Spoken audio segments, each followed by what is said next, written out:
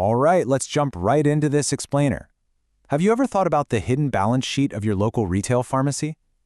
You walk in, grab a prescription, maybe some vitamins, and head out. But behind the scenes, there's this massive, incredibly complex ledger, and it's not just tracking sales. We're talking about how these corporate giants measure their biggest operational risks against their greatest societal rewards. Today, we're going to break down exactly how that hidden ledger is actually calculated. To really get into the weeds here, we're looking directly at the SASB standards, which, by the way, are now overseen by the International Sustainability Standards Board. Now, this isn't just some boring, arbitrary list of rules. This is literally the gold standard. It's exactly how global investors evaluate a company's true impact, going way beyond just daily sales figures. It dictates exactly how drug retailers have to transparently report both their biggest vulnerabilities and their biggest successes. So, we're going to structure this explainer just like a ledger. We've got 4 parts. First, the SASB pharmacy standard. Second, the costs of controlled substances. Third, the costs of dispensing errors. And finally, measuring patient adherence. All right, Section 1, the SASB pharmacy standard and evaluating true impact. Here's the crucial point. A modern pharmacy's value, at least in the eyes of investors, is judged on a super delicate balance. On one hand, they are managing some severe legal and social risks, right? We're talking about highly sensitive medications handled every single day. But on the other hand, they have to prove they're actively providing long-term health benefits to their communities.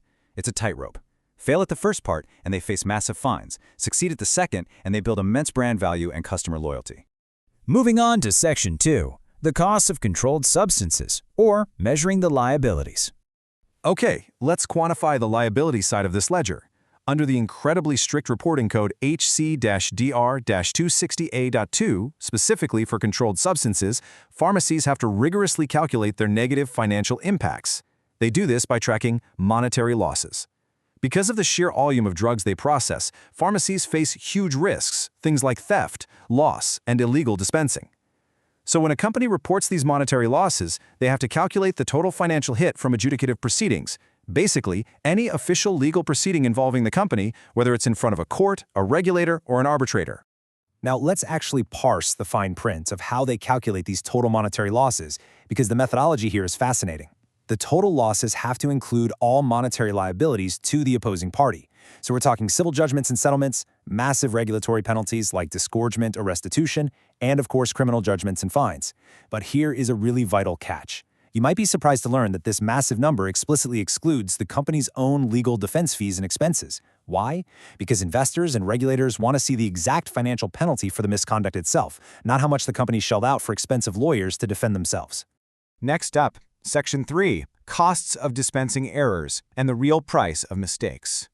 Under code HC-DR-260B.3, pharmacies have to report the total monetary losses incurred from legal proceedings specifically involving prescription dispensing errors, and this brilliantly illustrates the real-world complexity of running a pharmacy. A dispensing error isn't just handing the wrong pill to the wrong person.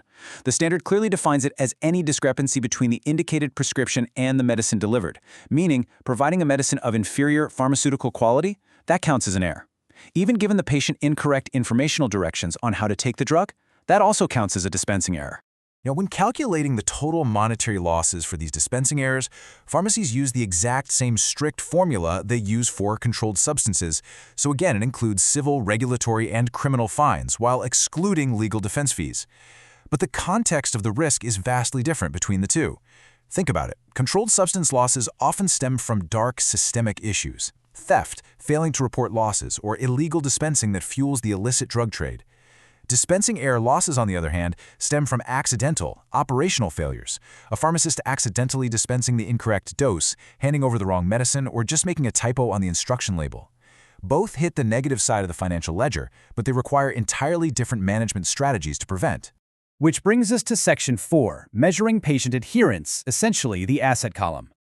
So we're shifting gears away from those punitive legal metrics to look at how pharmacies actually prove they're helping people. Remember, pharmacies are often the very last healthcare professionals a patient interacts with before taking a medication. Because of this, it's not just about avoiding lawsuits. They desperately want to ensure patients actually follow their prescribed treatments. And that brings us to a really vital sustainability metric under code HC-DR-260B.1, measuring positive patient outcomes by calculating what's called the first fill adherence rate. To map out this mathematical percentage, the standard requires a very specific calculation. First, you have to find your denominator. That's the total number of initial customer prescriptions filled by the pharmacy that were explicitly required by the doctor to have at least one additional refill. Simple enough, right? Then you find your numerator. Out of that specific group of prescriptions, how many were actually refilled by the pharmacy at least once? You divide the number of successful first refills by the total number of prescriptions requiring a refill, and boom. That simple division gives you your first fill adherence rate percentage. It's a highly precise quantitative way to see if a pharmacy is actually keeping its patients on track. But listen, just reporting that number isn't enough. Companies have to openly disclose the specific strategies they're using to keep those patients engaged. And these range from high-tech solutions like automated text reminders and advanced tracking systems to deeply human ones. Pharmacies are actively investing in increasing staff diversity, providing cultural and language engagement training for their pharmacists, and even doing deep research to identify which demographics are most at risk of non-adherence. That way, they can step in and provide targeted educational resources. As we wrap up this explainer, I really want to leave you with this thought. The drug retail industry is about so much more than just the transaction at the cash register. The next time you visit your local pharmacy, take a look past the aisles. Ask yourself, how are they quietly balancing that hidden ledger? How are they utilizing massive, complex systems to manage those high-stakes legal liabilities, while at the very same time actively deploying technology and empathy to ensure you stay on track with your health? It's a fascinating balancing act, and one that ultimately impacts every single one of us.